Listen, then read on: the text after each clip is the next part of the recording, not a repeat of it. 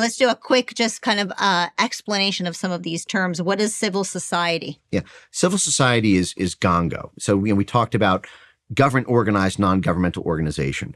What you think civil society means is you think civil, okay, so they're nice people across society. No, civil society comprises university centers, NGOs, foundations, community leaders, and activists and researchers. So, for example, in the censorship industry space, there's over 60 U.S. universities that are funded by the U.S. government in order to do full-time professional internet censorship work. So you basically have the military funding universities like the Stanford Internet Observatory, which is one of the 4 entities partnered with Graphica and the Atlantic Council for 2020 election censorship and for COVID censorship. The University of Washington was another one of those universities. Harvard gets this funding. MIT gets this funding. Berkeley gets this funding.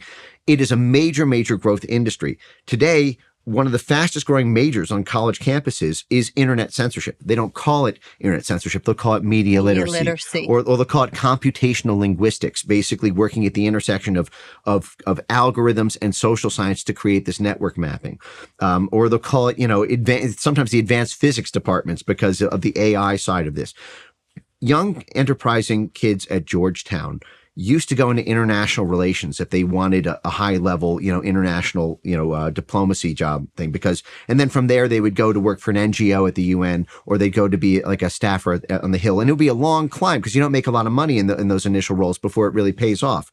Now they're all majoring or getting PhDs in internet censorship because that immediately puts them at the nexus of big tech and big politics with high impact right out the gate.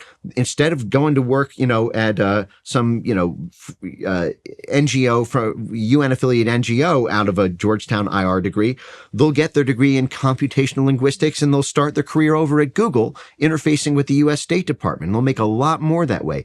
It is a huge growth field. And what you're doing, though, is you are making the next generation's professional prospects ride on internet censorship as a growth industry. And this is a massive, massive problem because they're going to make the argument, as I even saw in lobbying letters when I was at State, that if you shut down internet censorship, it's like closing a coal mine in West Virginia because so many U.S. jobs are involved in the content moderation industry space. That's based on censorship, right, really funded by the blob. Right. But civil society is essentially the university and NGO side of that. Well, when we talk about words that sound really good but really manipulate people, there's no better word than the word democracy and how that is used, because everybody wants democracy, but the way they use the word democracy is to really manipulate us. Right. So democracy is the watchword of the blob to overthrow governments. The blob gets to activate and deploy its Department of Dirty Tricks under 2 conditions. When we say a country has engaged in external aggression, when they have aggressed against another country. And so we say that's for national security reasons. We will work to overthrow that country's government because they are aggressing externally. But if we can't nail the country on that, but we still want to take over that country for political or economic reasons, we say there's internal repression. And democracy is essentially the activation word for that, which is why a lot of our regime change outfits like the National Endowment for Democracy have that democracy word. And our NGO blob, our NGO swarm is activated by the use of democracy and the perceived threat to democracy. But what democracy really means is once free speech on the internet started losing the blob elections, once it lost them Brexit, once it lost them the Philippines election in 2016, once it lost them the Trump election, and when they were losing very badly in Europe ahead of the 2018 parliamentary elections, they changed the classical meaning of democracy, which had, since the French Revolution, democracy had always sort of meant a consensus of the individuals. And so what they did is they did a cute trick to say democracy is no longer about the consensus of individuals. It's about the consensus of institutions. Now, when you redefine it that way, something absolutely devastating happens to the liberties of the people, which is that if the individuals perceive in their own internal consensus that the institutions are failing them and that the institutions need to be reformed or that they should take a different track, they are now committing an attack on democracy because they are undermining the consensus of institutions. And by the way, it's important for folks who are not in the blob world to understand There's a lot of work that goes into forming that institutional consensus to get the military on board, to get with the energy stakeholders, to get the energy stakeholders on board with the other Chamber of Commerce companies, to get them on board with the London banks and the Wall Street investors, to get them on board with the folks at USAID, or the folks at the National Endowment for Democracy, or the folks at the State Department, the folks at the CIA. There's months and years of consensus building work to create that democratic consensus. If at the end of the day, the individuals decide that they think some truck driver on social media who tells funny jokes is a better candidate for president because they make them laugh more than Hillary Clinton, well, you can imagine what that looks like from the blob's eye view. We did all this work, in order to have this very sensitive thing get, consensus built. Now we can't execute it because they thought somebody was funnier on Twitter. Well, and because of that, we're going to lose Eurasia. And now, Ukraine will become a colony of Russia. You can see from their perspective why they did this. But they think people are stupid. That's what it is. And they need to make the decision. It's ironic that they use the word democracy because they don't actually believe in democracy. Well, this is a really funny thing. If you run a Boolean Google search for the period between November 2016 and about February, March 2017, and you can find the dates to that period, and you look at democracy and disinformation, what you're going to see is actually for the first few months after the 2016 election, they argue the exact opposite, which is, oh my God, maybe democracy is not what we should be promoting anymore. Maybe actually democracy, maybe democracy is what's going to kill the rules-based international order. Maybe we should actually reframe the way we talk about these issues because of disinformation's threat to democracy. And then after a bunch of consensus building meetings and saying, oh my God, this actually makes us look like authoritarian countries who we're capacity built to overthrow. But what they did is they simply did this cute trick of taking this gravity loaded term of democracy and then just, redefining what it meant, but then still using the same capacities. Can you explain the hybrid warfare doctrine real quick? Yes. So hybrid warfare doctrine means military control over media. So when the U.S. State Department and the CIA and the DOD and the blob overthrew the democratically elected government of Ukraine in 2014, and just to be plain speaking, that's what happened. Victoria Nuland bragged on tape that the State Department had flooded Ukrainian civil society with $5 billion worth in capital, the same right sector groups that took to the streets to overthrow that country's government. They were not expecting the counter coup that happened after this. Despite $5 billion worth of USAID and NED and State Department media to control the hearts and minds of the Ukrainian people being flooded into the region, after that coup in 2014, there was immediately a counter coup where the eastern side, the Russian ethnic side of Ukraine, broke off from Ukraine. It did not respect the newly installed State Department installed Ukrainian government from Kiev. Donbass declared itself to be a breakaway state, and Crimea independently voted in a referendum to join the Russian Federation. And when that happened, they said, okay, why did we lose the hearts and minds of people in Eastern Ukraine? Why are we losing them all across Central and Eastern Europe with the rise of these right-wing populist parties? We're also losing ground in Latvia, Lithuania, Estonia, all the way from Central and Eastern Europe. We were said to be losing hearts and minds because the media ecosystem was said to be increasingly pro-Russia. And when the Ukraine annexation happened in 2014, they said, we're losing the military fight against Russia, not by fighting tanks to tanks. We're losing it by tweets. And so the hybrid warfare gave birth to this NATO doctrine called from tanks to tweets. This idea that NATO we're losing wars because we're losing governments, and the government funding authorizations and governments making alliances with Russia when they should be cutting them off and sanctioning them. And so hybrid warfare was the excuse for the military to control social media. So they set up these NATO centers of excellence all over Central and Eastern Europe. These are the same institutions that would come back to censor the 2020 election and censor COVID-19 here in the U.S. But this was basically, this idea of hybrid warfare is a trick to be able to stop the rise of populist nationalist political parties who undermine the foreign policy goals of NATO. Wow, I think people just underestimate the power of social media. The government hasn't underestimated, but I think people probably do, which leads me to my final question to you. Many of the people listening are probably parents, and they are hearing things like media literacy education. It's become something that's part of our schools. It's in our curriculum. I know that NewsGuard is behind media literacy education.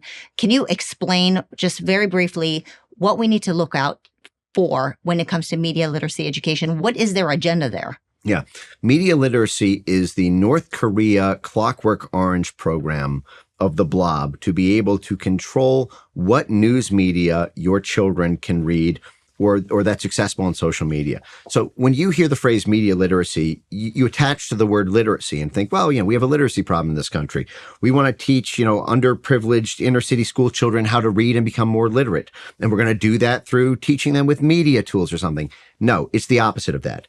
The focus on the word literacy there is the idea that if you read the wrong media sources, you are media illiterate and need to get your mind right by reading state-approved, government-approved, or government cutout-approved media sources. And only then will you be deemed media literate. So it's basically about purging any institution that's got a low score on a NewsGuard rating.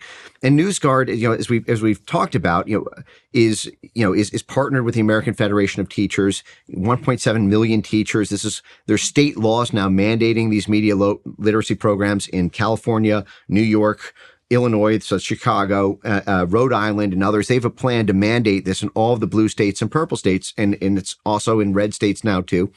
And again, what this involves is preventing your children in K through 12 schools and in universities from being able to cite to Prager University or being able to cite to the Heritage Foundation or being able to cite to any sort of, news institution that's deemed to be sort of vaguely pro-nationalist, pro-domestic homeland as opposed to the international empire. And the cute trick for these media literacy scores is, so NewsGuard's role in this is really interesting because NewsGuard is a cutout of the blob. It calls itself, set up by two journalists, Stephen Brill and Gordon Krovitz, and they just do independent media rankings. Well, who's on the board of advisors of NewsGuard, which is partnered with the American Federation of Teachers to make these media literacy designations about what news sources make you literate or illiterate? Well, let's see, who's on NewsGuard's board? It's General Michael V. Hayden, who was the head of the Central Intelligence Agency, the head of the NSA, and a 4-star general. It's Anders Fogh Rasmussen, the former General Secretary of NATO, the head of all of NATO, the pan-military alliance. Rick Stengel, the head of the Global Engagement Center for the State Department, which is the censorship center of the State Department, and Tom Ridge, who's the head of DHS. So behind who's censoring what your children can read in K through 12 schools is the head of the CIA, the head of the NSA, the head of the military, the head of NATO, the head of the State Department, and the head of DHS. It is that perfect aggregation of the blob, the State Department, the Pentagon, and the intelligence community. And, this is another one of these things where the state treasury offices and the state AGs can be very effective, and especially to send a message that not a single dollar of any institution that has any, affiliation, direct or indirect, with media literacy has to be cut out of the public dollar. And because, these new laws, for example, on media literacy that mandate it in schools, that now creates an industry of media literacy professors. How many different hundreds of thousands of jobs for professional teachers who teach media literacy? Those people are no longer going to be engineers. They're no longer going to be doctors. They're no longer going to be EMTs. They're no longer going to be, speech pathology therapists. They're going to be professional censors. And this media literacy program is going to take the 200,000 censorship jobs we have in the country and move it up to 2 million, because it's going to be every public school is going to have these, a teaching class for this. So you're going to get to a point where if it's not challenged now, judges will not want to rule against media literacy because they're going to see the damage it's going to do to the system with all these people being put out of media literacy jobs. That's what they did with the early sexual education. It's what they've done with so many social emotional learning that people don't realize what a Trojan horse that has been in our schools. And I'd say that those who are listening, who are wondering, what can they do with something so overwhelming? I mean, there's just so much overwhelming information that you share. There is something little that everybody could do. And that could be, go onto the school board and prevent the school from integrating this media literacy into our classrooms. Like, let's hold the line and stop that there. Let's talk to people. Don't realize that through this lovely sounding language, they can actually create a lot of damage, long-term damage, as you described. Huge. Yeah. Well, I think the Chris Rufo DEI strategy is a great model for this. So first of all, X-raying through it. When I hear media literacy, I don't think for a second about that phrase. I immediately think, okay, this is the North Korea Clockwork Orange program. Right. This is just says if you read anything I read, you're deemed illiterate by your own school. You'll get docked on tests if you cite something that that I read as regularly as a news source. And when DEI was able to be successfully X-rayed through so that people could see it for what it was. Exactly. And that took a lot of work. That took years of work. It took constant exposure of all the different scandals happening at the universities, happening at the hedge fund level, happening at the corporation level, to be able to really create that national awareness.